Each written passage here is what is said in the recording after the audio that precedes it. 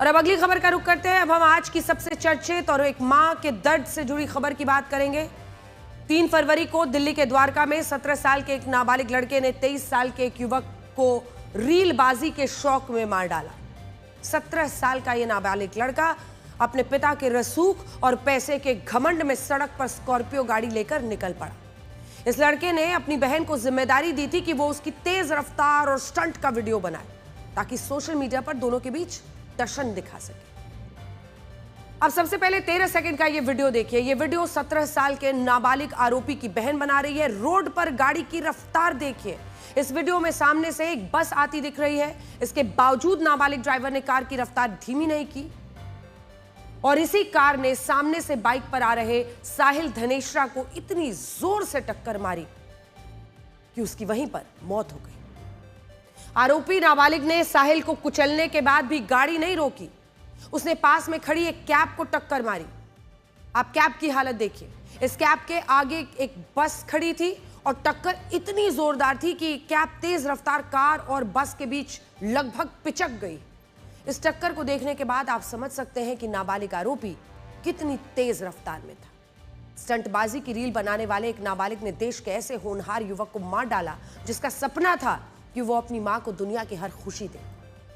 साहिल जानता था कि उसकी मां एक सिंगल मदर है और पिता की गैर मौजूदगी में उन्होंने सैकड़ों परेशानियां झेलकर उसे अकेले पाला था।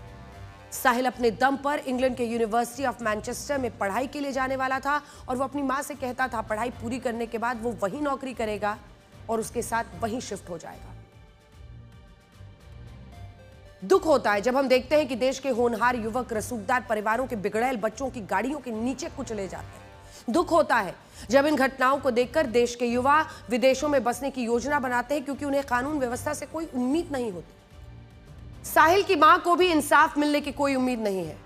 साहिल की मां इन्ना माकन पिछले कई दिनों से इंसाफ के लिए गिड़गिड़ा रही थी। जब तक मामला मीडिया की सुर्खियों में नहीं आया तब तक इस केस को पैसे और पावर की कठपुतली बना दिया गया।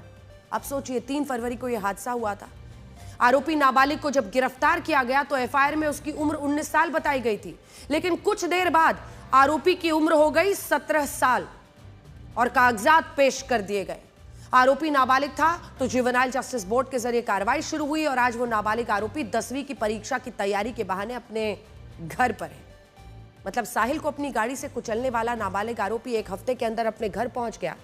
ये सब देखने के बाद साहिल की मां को भारतीय कानून व्यवस्था पर इतना भरोसा हो गया कि वो इंसाफ के हर जगह गिड़गिड़ाने बिलखने लगी और उनको समझ में आ गया कि इस इंसाफ को पाने के लिए जो वाकई ये देश का कानून, इस देश का संविधान देता है, उसके लिए उनको चाहे जिस दरवाजे जाना, चाहे अपनी आवाज मीडिया के जरिए लोगों तक पहुंचानी है, वो ऐसा करके रहेंगे। मेरा बेटा अपने ऑफिस जा रहा था, वो 200 मीटर ही दूर था। वो 200 मीटर ही दूर था अपने ऑफिस से। मेरा ऑफिस है रियल एस्टेट का सेक्टर 12 में, तो वो अपने ऑफिस जा रहा था। फैमिली बिजनेस नहीं, मैंने अभी 2.5 साल पहले ऑफिस खोला था सेक्टर 12 में, द्वारका में। हाँ, पॉकेट 6 में जितनी प्रॉपर्टी के नाम से मेरा ऑफिस है। वो बच्चा वही जा रहा था, ऑफिस ही जा रहा था। 200-250 मीटर ही दूर था बस। ये देखो, हाउ हॉरिबल इज दिस। कौन सा पेरेंट अपने बच्चों को ऐसे देख सकता है? देखिए, मैंने अपने बच्चे को लास्ट टाइम ऐसे देखा है। 2 घंटे तक, इनका कहना है कि 2 घंटे ये खुद पहुंची थी। मैम आप खुद ग्राउंड पे पहुंची? आपके पास कॉल कहाँ से? मुझे पुलिस से कॉल आया था 1:19 पे। पुलिस वालों ने कॉल किया था मुझे। फिर उसके बाद आप वहां पहुंचे और तभी भी बॉडी लेके कोई नहीं? बॉडी वही थी, मेरे चिल्लाने के 10 मिनट बाद बॉडी उठाई है।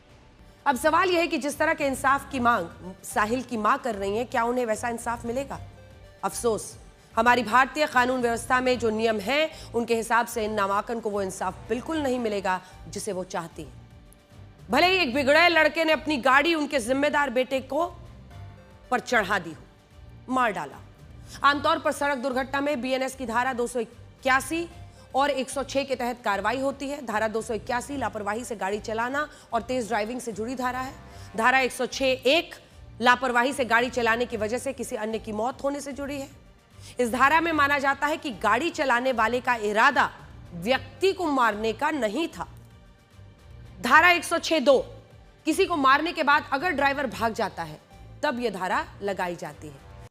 लेकिन साहिल के केस में आरोपी नाबालिग है, इसलिए उस पर जुवेनाइल जस्टिस बोर्ड फैसला लेगा और वहां पर दोषी पाए जाने पर उसे सुधार गृह भेज दिया जाएगा।